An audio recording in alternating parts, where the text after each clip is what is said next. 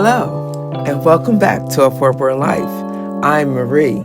I'm a gardener, treasure hunter, book lover, artist, and runner. Welcome to my channel.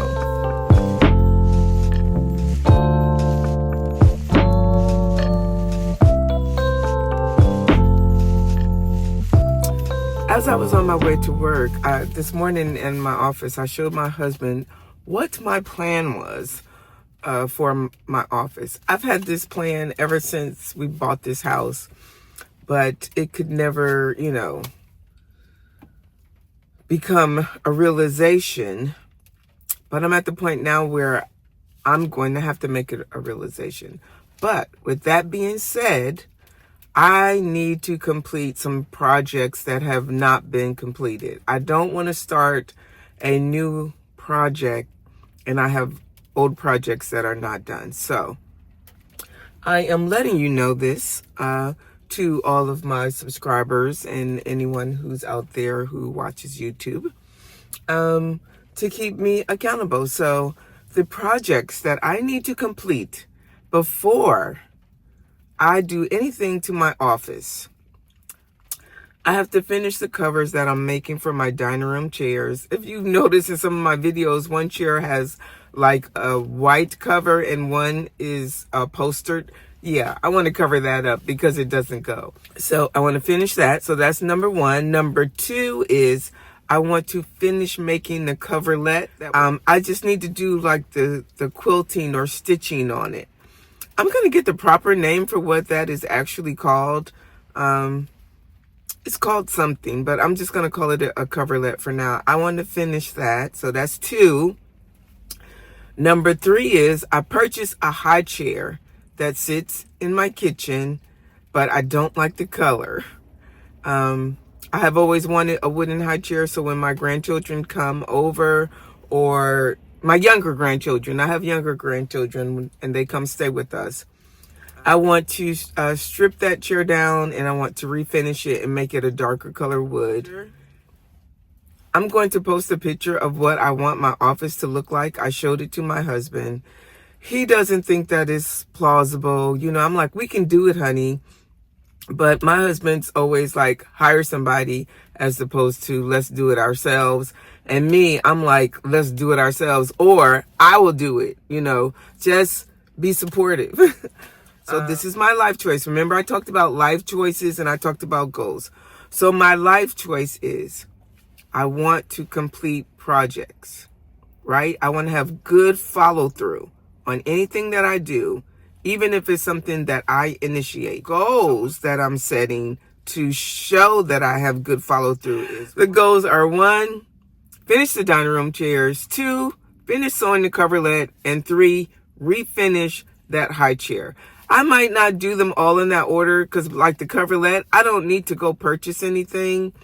And for my dining room chairs, I made my own pattern, and I don't know if I still have everything in a box. We'll see. But yes. And refinishing the high chair, I have a sander, I have all that. So I can go ahead and get started on that project. And I think I might actually already have some wood stain. I don't know if wood stain goes bad, but yeah, I might do that. Or I might paint it a different color. I'm not sure. But stick with me and let's see if we can have good follow through in 2025. So make your list of what you have not finished in 2025 and see if you can accomplish it and complete the task. We want to complete the task. All right. Talk to you later. I'm working on the coverlet today because this is one of the projects that I need to finish in 2025. And so I have my filet crochet yarn. This wonderful little booklet here holds all of my different needles. So I have different size needles in here. This will be the needle that I'm using today. It's a pretty big needle. And because I'm using such a big needle, you see that could really injure you. I have different thimbles. This is a leather thimble I bought years ago when I used to do a lot more quilting. But this is a leather thimble for your thumb. Actually, it's two different leather ones. I have a black one in here, stuffed inside of here because the black one wore down. And then I bought the brown leather one, but it was too big for my thumb. And so I end up sticking it up on top of there. And so now I have the leather one. And then I have these different old school ones here that you just put on your finger. This is too big for that finger. So this one fits on my finger, on my index finger a lot better.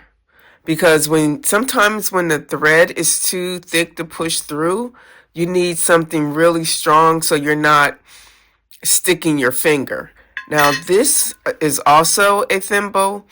It's a more modern day one. It's to fit any size finger, and what you do is you put it on like this and it velcros. And you put it on, and that way it protects your finger. I have some other ones, but I don't know where they're at. And this wonderful thing here is my frog pin cushion. Isn't it lovely? I told you I have a collection of frogs. I probably have a frog for everything. But this is my frog pin cushion.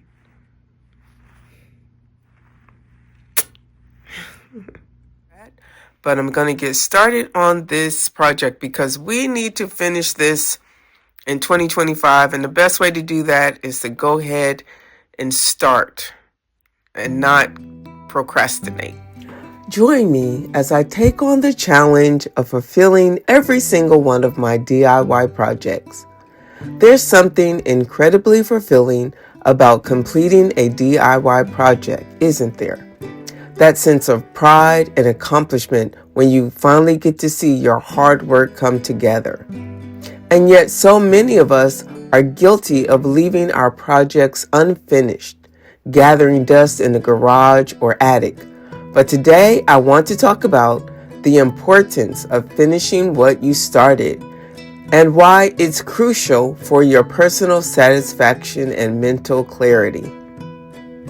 One of the main reasons we tend to leave our DIY projects unfinished is because of lack of time.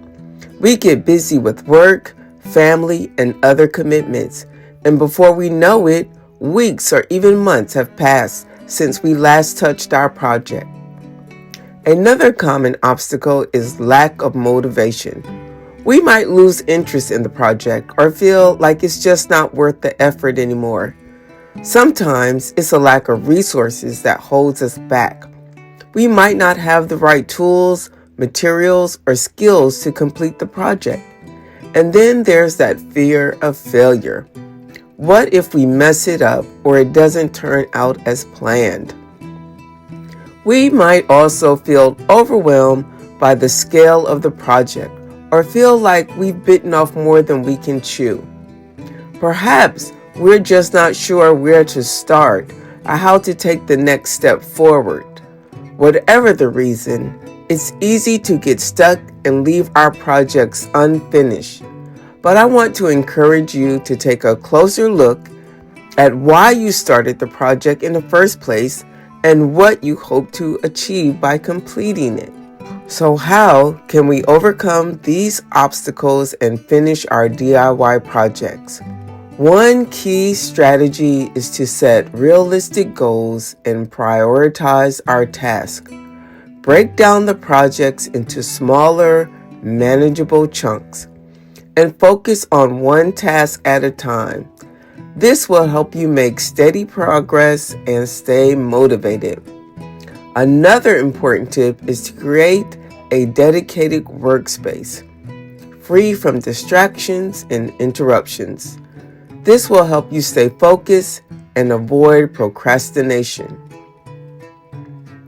Additionally, having a clear plan and a timeline can help you stay on track and avoid feeling overwhelmed.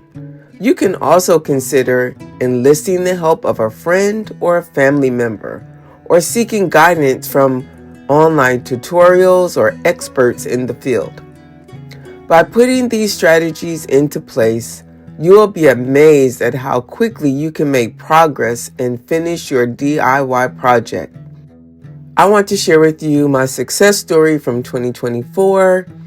I have always wanted to finish my garden and my walkways, and one of the things that held me back was having the financial resources in order to go buy all the materials and the time to put it together. Well, we did have some resources come our way, and it allowed me just to spend what I needed to, and then I planned out my time. So every day I knew that when I came home from work that I was going to spend at least 1 or 2 hours working on that project, and I dedicated myself to that. And I could not get it all done in one day, and sometimes I didn't have enough of the stones or the pebbles, and I had to keep going back to the store. But I knew that if I just stayed dedicated to that one project, that I would get it complete. And if you go back and you look at my garden video, you can see from stage 1, 2, and 3 how I worked over the time and I completed the project, and I did not move on to something else until the project was completed. And so you can do it. You just have to plan it. If you need the resources, make sure the resources you have are there. And remember that it's always not going to be easy, but if you take your time and you set your goals, you can make it. So let's recap the main points we discussed here today. We talked about why finishing our DIY projects is crucial for our personal satisfaction and mental clarity.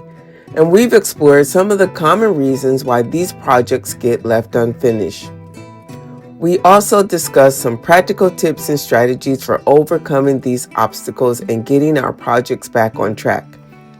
If you are struggling to finish your DIY project, I want to encourage you to share your story with me in the comments below. What's holding you back, and what do you hope to achieve by completing your project? But this is what I'm doing. I'm just making these big giant stitches. I think once it gets done, it'll look great. I'm not going to be too precious about it. I just want to make sure that it's done, and then maybe it'll last forever, and it'll be something that my grandchildren can pass on to their children. Who knows? So I want to say thank you for coming along today as we ventured into completing projects. I was still a homemaker when I was in my 20s, and I did a lot more sewing and a lot more quilting. But now that I'm in the more seasoned years and I am working full time, I don't have as much time to do all of that. But I will be completing this project. I hope you come along to my next video where we talk about books, we talk about treasures, we talk about art, and guys, gardening season is going to be upon us. So don't forget to come back to A Forborn Life. Don't forget to like, share, subscribe, and hit that notification bell so that you don't miss my next video. Thank you for watching.